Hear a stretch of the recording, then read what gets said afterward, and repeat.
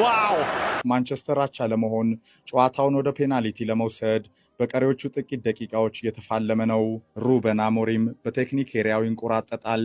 ከኦናና እስከ ማጓየር፣ ዳሎት፣ ብሩኖ፣ ዩጋርቴ፣ ማይኖ፣ ካዜሜሮ፣ ኤሪክሰን የታላቁን ክለብ መለያ ያጠለቁ ሁሉ ከ120 ደቂቃው በፊት ያገኙትን ኳስ ሁሉ ወደ ሊዮን ጎል እየላኩ ነው።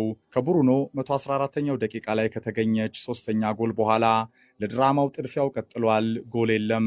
ዩናይትድ 4-3 በሊዮን እየተመራ ነው። አግሪጌት የፈረንሳዩ ክለብ 6-5 ይመራል።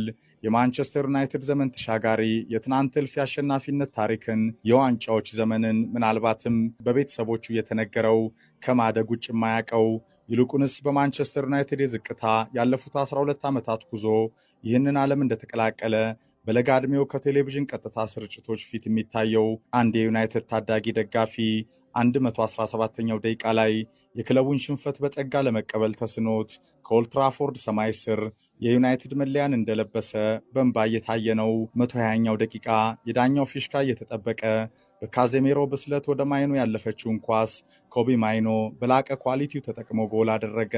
ዩናይትድ 4 ሊዮን 4። ኦልትራፎርድ ቀለጠ። በነዛ ሽርፍራፊ ሰከንዶች ማንቸስተር ሞቶም ተነሳ። የፈርጊ ታይም ሬሞንታዳው ዩናይትድ ናች ያደረገ።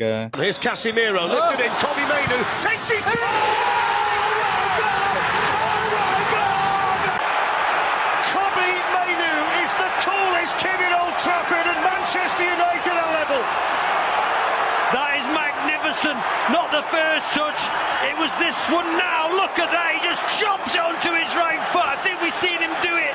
I believe in miracles.